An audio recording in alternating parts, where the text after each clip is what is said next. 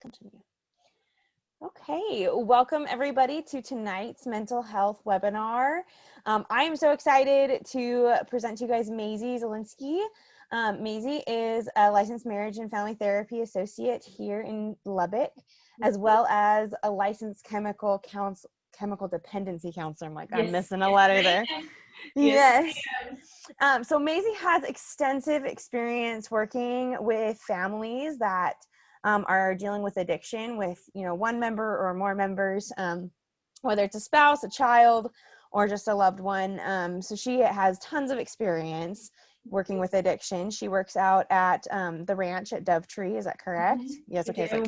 I'm like, wait, hold on. Did I get that name right? Yeah, you did. Sometimes I call it the Dove at Ranch Tree, and I'm like, that's not right. So we're really excited to hear from her tonight. She's going to present a lot of really awesome information about addiction and family processes. And I'm really excited to hear it. So if just a heads up for those of you that are here, if you do have questions for Maisie, go ahead and use the chat, direct them to me, I'm the Heritage Ward, I'm the host. Direct them to me, and then I will pause Maisie during her presentation, and I will pass the question along to her. That way we can keep some anonymity in terms of who's asking what, and then Maisie can focus on her presentation and not have to worry about manning the chat at the same time. So, all right. So everyone's getting savvy at Zoom. I know, right? And actually, to start off, I want to know from people that are on here what specifically they're interested in from this particular presentation and what questions they may have. So you guys can put them in the chat. You can unmute yourselves, whatever you want to do, whatever you're comfortable with.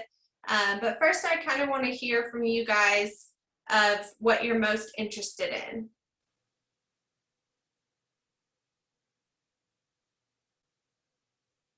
And Danny, you're just going to chime in, right, with if there's any in the chat. Correct, Maisie. If somebody pops in the chat, I'll pass it along to you. But yeah, I mean, feel free, everybody. We're here. I'm actually going to share my screen as well here in a minute. Let me get my end situated.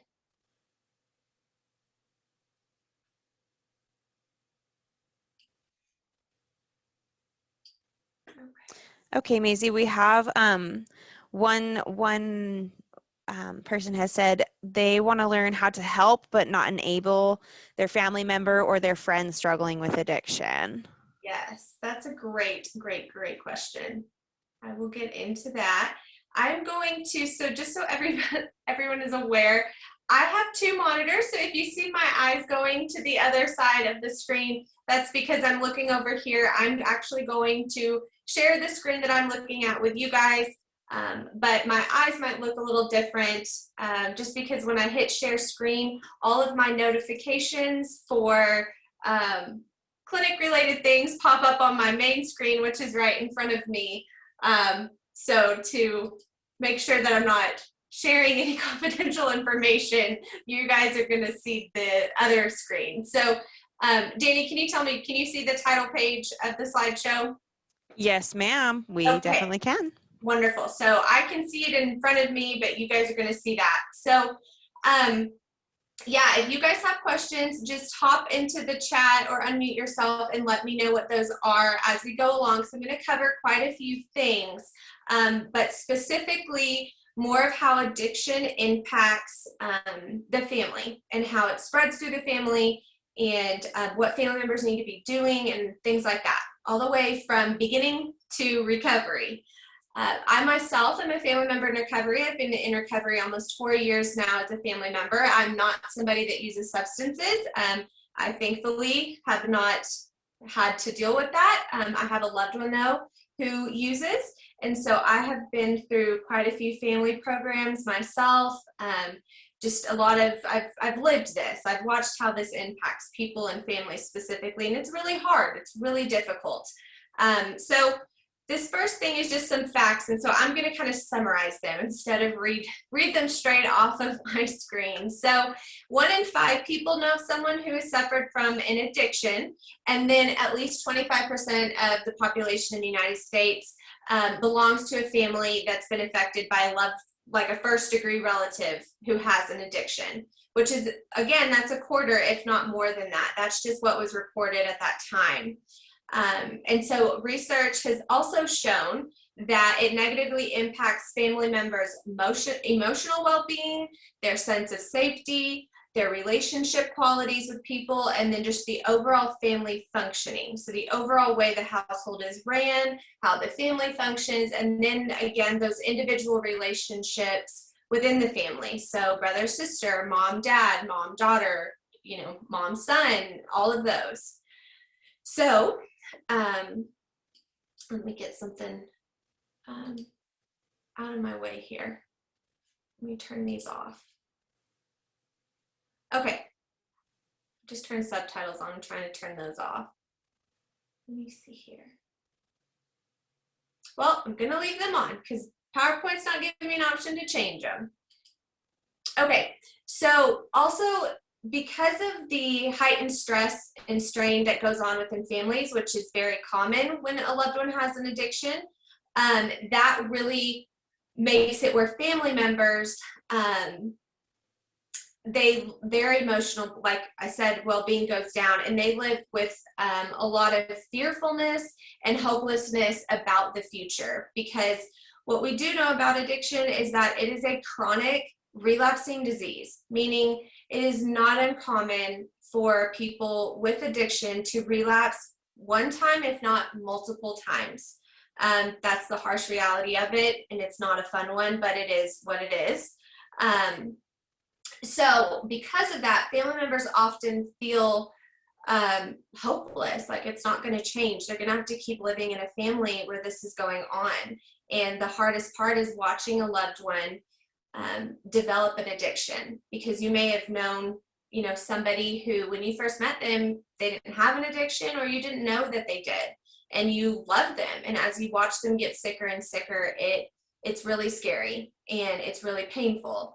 And so it also instills this sense of fear that this person's never going to get better, they're going to die, or they're going to relapse.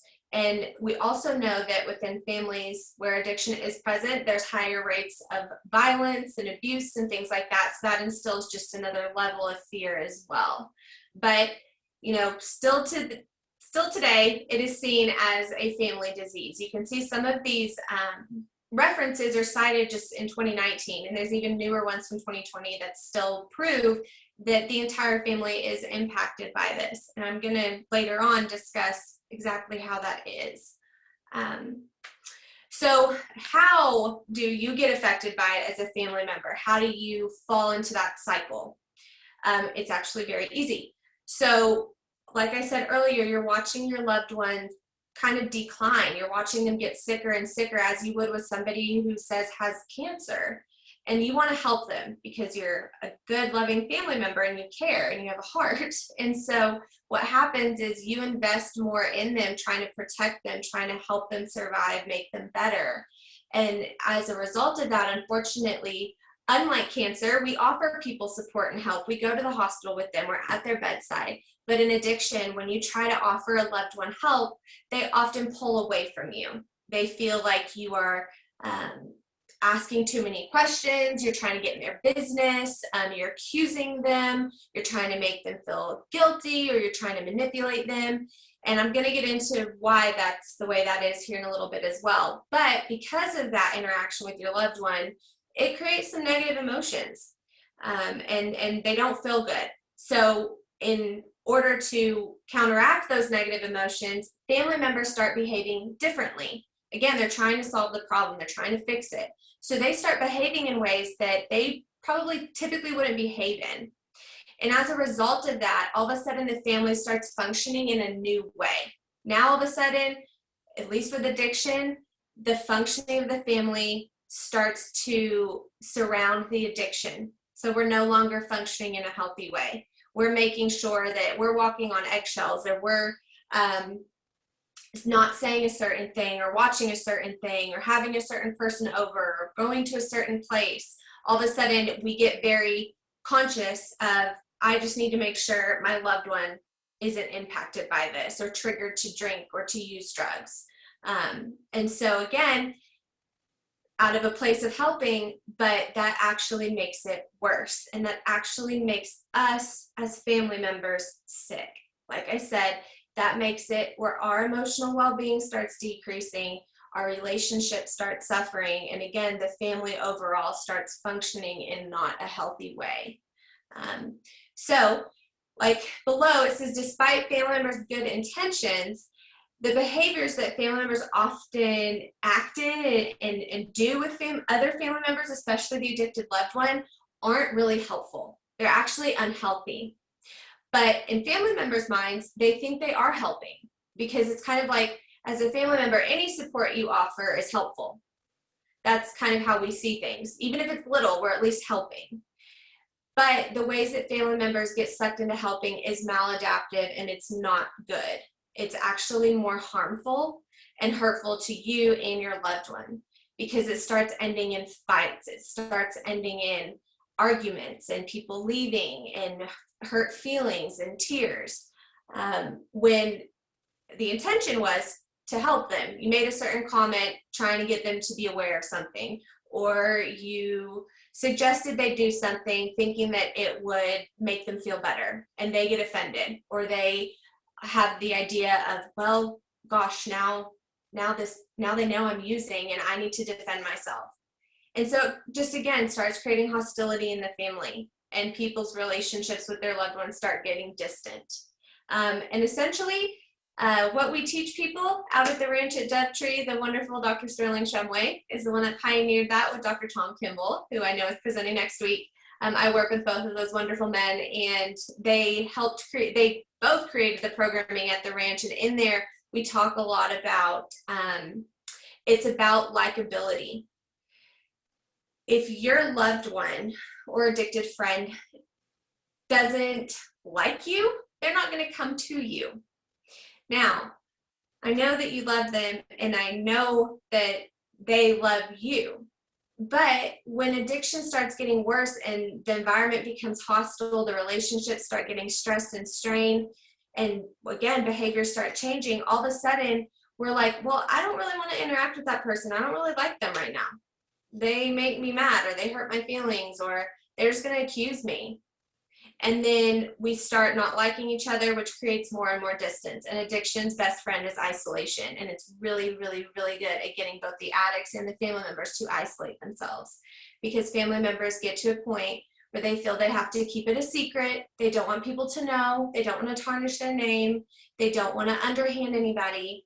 And then again, they isolate even more and keep it a secret. And that is the worst thing. That just kind of ramps up and makes the addiction more severe, makes the emotional pain more painful, because now they don't have anybody to turn to. They don't have any support. And naturally, as humans, we want support. We want family members to love us. We want friends to love us. We want them to be there for us. But we lose that. And so again, you can kind of see how addiction moves into the family, disrupts how it functions, really weighs on the relationships in the family, weighs on family members' emotions and mental health, and starts breaking it down to a point where people start isolating and things start getting worse. So in the research that I do, I specifically study family members' brains. Again, I do that with Dr. Sterling Shumway and Dr. Tom Kimball, and also Dr. Spencer Bradshaw. And what we have found so far is that, yes, family members' brains actually are altered. So to give you more details on what are they altered by, essentially it's these interactions with their addicted loved one. That is what is changing the brain. The brain, you can imagine, I actually have a brain sitting here. I'm finishing my dissertation. So here's a brain. You can tell. Here's the inside of a brain. But the brain, these areas that are colored, these start functioning differently. They start functioning not in their normal way, because the brain is like Play-Doh, essentially. It's very malleable. It can shift and change and adapt easy. And that's what keeps us alive. That's what's kept our species going, is the fact that we can adapt to our environment. Just like I said earlier, family members will adapt to functioning in a new way that caters to the addiction, even when they're not meaning to, because again, they think they're being helpful. And so they start engaging in behaviors more and more and more. and it starts altering the way their brain functions, similar to how their addicted loved one's brain functions when seeing images of their substance. Because all of a sudden, when they see their substance, their brain clicks in and says, that's really rewarding, go towards it, even if it's bad. And for us as family members, when we see our loved ones, our brains click in and say, go towards them, help them so that they don't die, so that they get better. Even though our interactions, we get pretty hurt by people who have an addiction. They can be, we all can say ugly things. And a lot of times, like I said, those interactions end in tears and fights and arguments, or friends leaving, or family members leaving. And that's really hard. But yet we still keep going in and doing more and more for them. But here's the thing. You cannot love an addicted loved one into treatment. You cannot do that. As much as you want to, it just doesn't happen that way. This is one of the hardest things I see with family members to grasp. And the reason it is so difficult to grasp is everything that I just discussed. Because, again, you're just wanting to help. So you're going to try and give them that pep talk. You're going to try to give them recommendations. And you're going to try and support them through it. And your own fear and your own anxiety of watching the addiction get worse is also going to kick you into gear to try harder to get them into treatment. But the thing is you cannot do that. You can only support them. And I'm going to talk about that more later on what that looks like. But you cannot just love a family member or friend into treatment. They have to want it. They have to want it. And I, again, work out at the ranch at Dovetree, and I will tell you, nothing is more frustrating as a clinician than to have a client come in who just does not want to be there. It's frustrating on many, many levels. Because obviously, of course, as clinicians, we want them to change. We want to help them. We want them to see, hey, a better life awaits you and you will love it. But when they feel forced in by their family members, it makes them want to run. It makes them want to leave because they are no longer doing it for them. They're trying to appease somebody else. And that's not helpful, because when loved ones come into treatment, we are asking them to get into the depths of their soul pretty much and search what has been driving their use. And that's a lot of trauma. And again, typically people with an addiction use substances to cope with that trauma. Now all of a sudden we've taken that substance away from them and have now asked them to sit in those emotions 24/7 for 30 days. And that gets really, really hard on them. And so if they don't want to be there, if they are not ready to do it, they are not going to do it. Because it hurts and they're going to run. And also they can get disruptive to other clients. And then, it's like follow the leader a lot of the times. That just, again, it tends to happen. But you can't just love them into treatment. And that's, again, one of the hardest things to accept as a family member. I very much remember when I was supporting my loved one every time they went to treatment, I was thinking me nagging, me constantly having to repeat the same thing was being helpful to them. It was showing my love for them. But in reality, it was just annoying them. And I'm going to come back to that point a little bit later too. But this is the one thing to remember. You can't love someone into treatment. You can only support. And I know there was a question of how do you do that? And I will get into that later on as well. So here's the thing is when you as a family member start trying to get your loved one into treatment or love them into treatment, here's what happens. You all of a sudden leave your role. Now, most of the time when you hear people talk about addiction in the family and what your role is and all that, we hear the enabler, the scapegoat, the mascot, the hero, and all of that. And yes, there is truth to that, very much so. But that's more of labeling you as doing something that is a process. What you really are these, and that's what you need to be. But unfortunately, this is the first hat that gets thrown out the window when you have a loved one with an addiction, because you try to play therapist or sponsor or psychiatrist or doctor or interventionist out of fear that you're going to lose your loved one. And because of that, your loved one loses you. They lose mom, dad, husband, wife, brother, sister, aunt, uncle. They lose their family member. And there's nobody else on this planet that can replace you. And that's what we have to remember as family members in this, is just being who we're supposed to be in our family.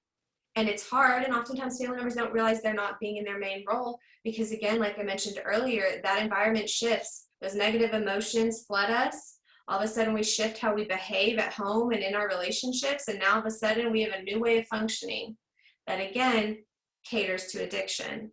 So all of a sudden we're acting as the micromanager, the financial advisor, it's another one I often see, the controller, the housekeeper, the only parent, because, again, we're functioning for addiction. We're not functioning for recovery or for ourselves. So what's most important is getting back into your role. And there's a specific way to do that. And I'm going to talk about that at the end of this presentation.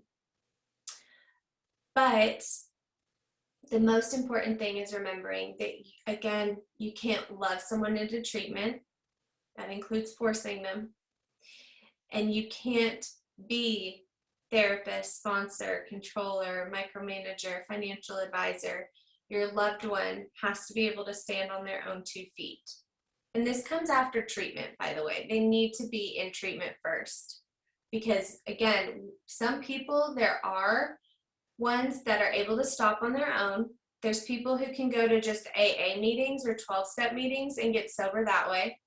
There's people that go to just detox. Detox meaning they're medically assisted off of their substance. It's a very intense and painful process for them, but that's why they have medication to assist them.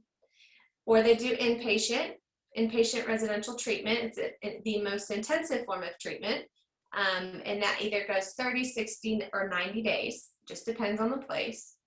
And then after that, they would do either partial hospitalization, which means they go to groups during the day, say like 9 to 5, but then they go home at night and sleep in their own bed. Then there's also sober living, where an addicted loved one, well, now in recovery, goes and lives in a home that has 24/7 staff there, and they're also living with other people who are early in recovery as well. And then we have what's called IOP, which is intensive outpatient. So that is intensive it's 3 hours in the evening, Monday through Friday. So you can see there's a continuum, like a stair step of care that happens for their loved one, for your loved one. But again, nowhere in there did we say anything about you guys. Like, what about the family? I've kind of just demonstrated how, yeah, family members are impacted. And it's difficult and it's hard. But how do we treat you? Typically, family members just sit at home waiting for their loved one to come out of treatment, whatever form that is. But they still sit and they're still angry. So then now we've had your loved one in treatment, and they've been working hard on those negative emotions, those traumas, and they're ready and excited to show you, but then they come home to angry family members. And that's where a lot of times we see relapse, because there are obviously three things that contribute to someone's relapse. It's going to be people, places, or things, stress, and then using it itself. And a lot of times it's people, places, and things that cue or trigger your loved one to crave. Stress does the same thing. It also triggers them to crave. And then they want to use again. So you can imagine if they come home to a stressed family environment that's not functioning in a good way, it's going to cause them stress. Or they're going home to the same chair in the same living room in the same spot that they would always have their drinks every night. or into the same bathroom where they would always go to use.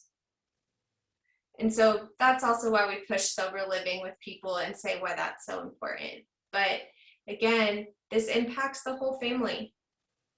Family members need to be treated as well because they're hurt by this. Because see, here's this. Relapse, it's shown, has adverse effects on various areas of family members' lives, including family violence, debt, emotional and mental health, and then health service use. So, as family members, essentially what this means is family members, when their loved one relapses, it can still impact them more too. Their mental and emotional health, financially, treatment is not cheap. And then the use of what you as family members use for your own health, your own treatment, your own, healing, therapy, going to the doctor, seeing a psychiatrist. Again, family members they aren't using those because, like I mentioned earlier, addiction is really good at isolating people, especially from getting help. So, again, like I said as well, addiction is a relapsing disease. And if family members don't get treated as well, it can get worse for us too. And so that is why family members have to get into their own recovery as well. And so here's what that looks like. You can see on one side of the screen, it says the addicted loved one. On the other side of the screen, it says family member. Now here is what family members need to engage in, just like their loved one engages in out of treatment. Having a psychiatrist. Again, for family members, dealing with addiction is hard and painful. And so it might be important for family members to go and see a psychiatrist and get on some medication. Medication's not lifelong. It doesn't have to be long-term. Medicine exists though for a reason, because it's helpful. And so for family members, they may need to be on maybe an anti-anxiety. I know for me, I was always scared to death of the phone ringing or the doorbell ringing. But anxiety medicine helped to ease those nerves, which helped me be able to work a recovery. And I don't have to stay on those medications long term once I get my recovery under my feet. But same with a therapist. Like I said, your loved ones can go into treatment and then we don't treat the family. And so you guys have to sit with resentments and pain and hurt and memories. And then when your loved one comes back, you're still upset, and rightfully so. And that stuff deserves to get addressed. Family members deserve to heal. So it's important for a family member to go and see a therapist to help them process through certain things, the hurts that they've experienced. Family members are on the front lines with their loved ones battling addiction, and unfortunately that means they're in the line of fire. And so they need to go get help. Reach out, not isolate. Process through what they've been through. It's traumatic. Research also shows that family members describe their experiences in their family and with their addicted loved one as traumatic, because there are very traumatic things that can happen with an addicted loved one. And so maybe as a family member, they need to go, or you need to go and see a therapist to process through that stuff, to kind of get on the same page as your loved one, so y'all can do recovery together. And then seeing a sponsor. So a sponsor is typically someone that you would find in a 12-step group. It's someone who has worked the 12 steps of Alcoholics Anonymous. And that also helps family members get through their own resentments and angers, and realizing you have got to turn your will over to whoever your higher power is. For me, mine is God, so that's the reference I use. But I always say, even to my own clients, we cannot play God. That ties back into how you want to control your loved one, love them into treatment. But you cannot do that. That is you trying to step into a role out of your family member role, into an interventionist role, therapist role. I mean, you can't do that. But it's hard because for family members, our behaviors and what we do are driven by fear and pain. Those negative emotions I talked about in the beginning. But working the 12 steps allows you as a family member to be able to turn your will over, work through your own resentments, make amends to those that you need to, process, admit you're powerless. And then go into your own 12-step groups like Al-Anon or Alateen or Nar-Anon, which is Narcotics Anonymous for family members. There's many, many 12-step groups that exist specifically for family members. And that's where you actually can go and hear inspirational stories, get empowered, get encouraged, hear others, finally be surrounded by people who understand you, where you don't have to isolate, you don't have to keep it a secret. You can go and talk about it and hear what others did and feel accepted. And that's the best feeling ever, because again, we all need social support. We all need encouragement and help from others. And also finding friends who get it too. That's what sober peer support is finding friends that aren't going to judge you or make you feel judged that you aren't doing it the right way. They're questioning why you're still giving your loved one money. Why are you still with them? Why are you letting them back in the house? And all that fun stuff. That's common to hear from people who don't understand addiction, and that makes you feel even more isolated. But going to 12-step groups will help you find people, again, friends, who do get it because they've been there. But that's why family members need their own recovery. They've been hurt too. Because here's the thing. Here's what we tell families out at the ranch. When their loved one who's with us getting treatment looks at their family members, remember I told you about that likability thing? All of a sudden they look at them and they're like, they're not doing so hot. They don't look very good. My family members, they're not looking healthy. And it makes your loved one not really want to come around because yeah, they feel guilt and shame that they caused that. But also they're like, that makes me feel depressed. I don't want to look at that. I don't want to be around that. And you're not looking well. And that impacts the other relationships in your life. Colleagues, friends, family, marriages start deteriorating. Other children start forming addictions or becoming self-sufficient, holding grudges later in life. But it impacts everybody. And that's why you have to get into recovery, because when you're doing well, your loved one then gets to look at you as well as everybody else in your life and say, wow, they look like they're doing really good. I want to be around them. I want to do that too. And you can. Because here's the thing. Your loved one does not have to get into recovery in order for you to. If you are dealing with somebody that has an addiction, and if you are, I'm sure you're exhausted, but you deserve recovery as well.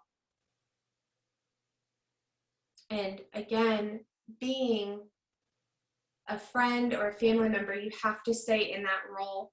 So the way that you get them into treatment is you just be there for them. You support them, you encourage them. Every time you see them, it does not need to be the 12th degree. It doesn't need to be a million questions. I can't tell you how many times I even work with my clients out at the ranch and that drives them nuts. And again, I get why people do it.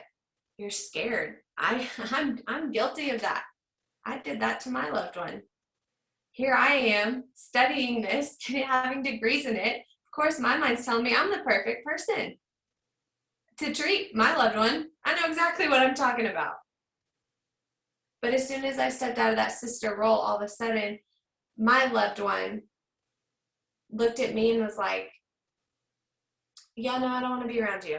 because you just sound like another person that is in treatment or another professional that's trying to get me to change. And then they lose me and I lose me. Because then all of a sudden I'm like, well, I'm not doing good enough. I need to try harder. And I try harder. And then I'm tired. But addiction does impact the entire family, unfortunately.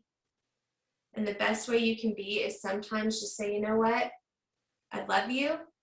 I'm here to support you. And if you're needing help with anything, please let me know.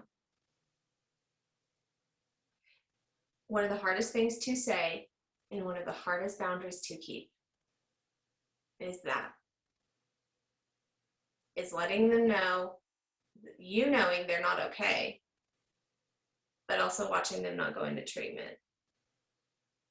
All you can do as a friend and a family member is support them, show them love,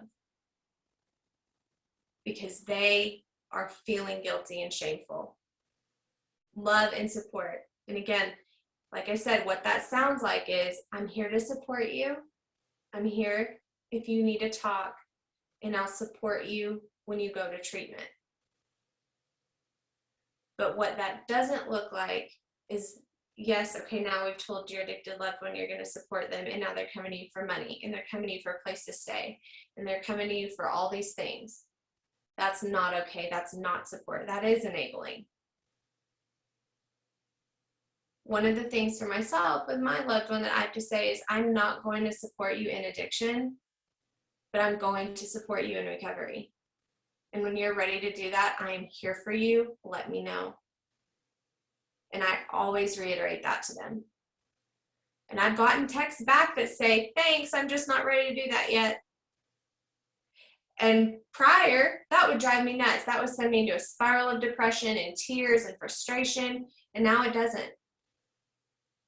I say, okay, let me know when you are. I love you. And I leave it at that. And believe me, it took me a long time to get to a point where I was okay with that, because that just sounded all kinds of backwards to me. And I was not okay with that answer. I was not okay giving up that part of my will. I believed my higher power, I believed God could help me in a lot of ways, but I did not feel like he was helping me in that way. I did not feel like he was doing a good enough job. So I kept that piece back with me.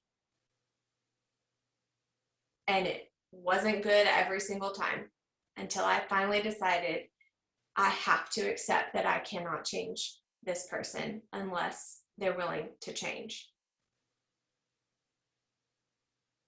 And that's the reality of this. It's what we see as clinicians, as marriage and family therapists. We can have people come in and get therapy all they want, but if they're not willing to change, our words are going to be meaningless to them because they're not ready to do it.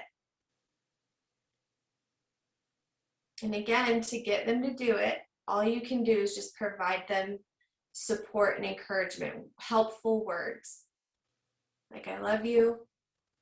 If you need help getting into treatment or finding places, let me know. I'd be happy to help you. But what it's not, again, it's not belittling them. It's not pointing out the problem every single time, because I promise you they know. They know they have a problem. And they need to know that you're safe enough for them to come to when they are ready to admit it out loud and say, okay, I'm ready to get help, or I need help getting help. They need to be able to feel that they can come to you. And what that means is them being able to look at you and see you're healthy and happy. You're doing recovery. So they feel confident in coming to you because you know what you're talking about. But that is kind of how addiction, again, impacts the whole family. We start from this beginning stages of we love with these people, but then all of a sudden we see addiction forming and evolving, getting worse, makes our emotions hurt, makes us want to save them, help them. But then all of a sudden we try to step in and play these roles, the psychiatrist, the controller, the financial advisor, the only parent, those roles that then lead us into really negative behaviors. And then all of a sudden we're functioning around addiction. We're not functioning around family and love anymore and support. And that makes our mental health as family members go down the drain. It makes us try harder because all of a sudden we feel like it is our fault. We're failures. We're not doing good. We're not trying hard enough. And it just keeps that cycle going until we choose to say, I can't control this. We turn our own will over, say, it's not in my hands. And you get in recovery yourself. So that is my presentation on this. Do you guys have any questions?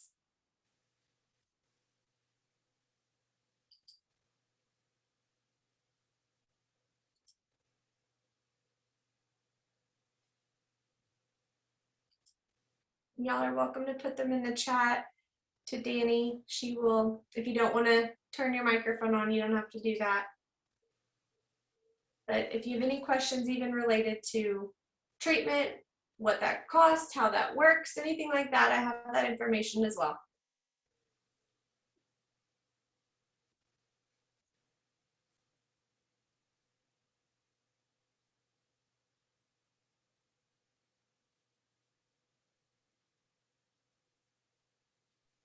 Maisie, we just have a comment. They're saying thank you so much. This was very, very helpful.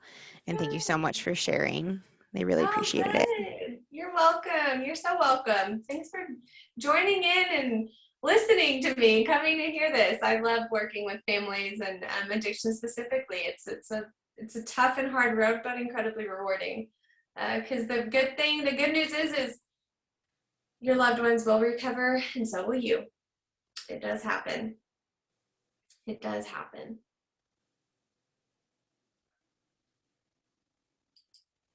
Are there any other questions or comments or anything like that you guys have for me?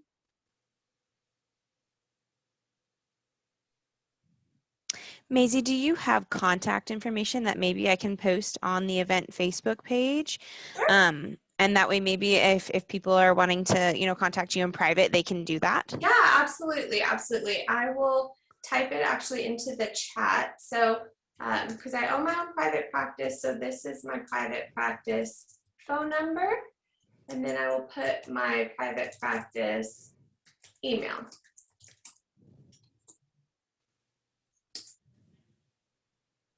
There we go. Awesome. Mm-hmm.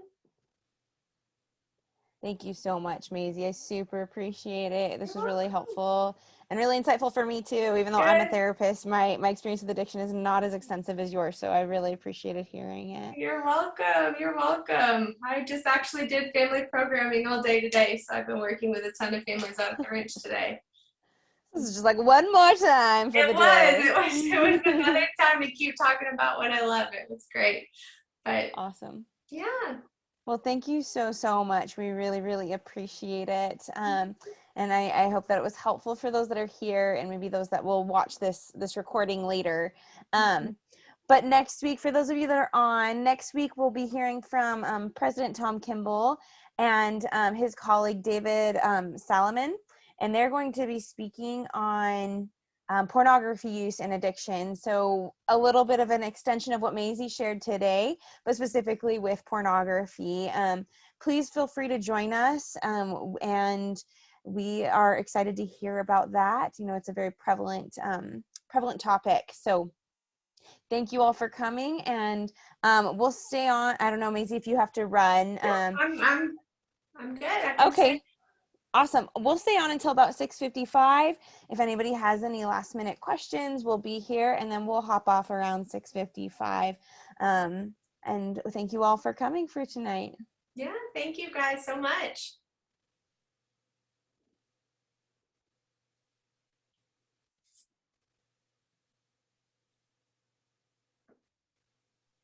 And Maisie, do you mind if I post your contact information on the Facebook event page? Okay, great. Go ahead. Awesome. Cool. I think that we'll probably wrap up. We have one more person in the meeting, and we'll see if they have anything before 6:55, and if not, we'll peace out. Cool. So what did you learn? What was new?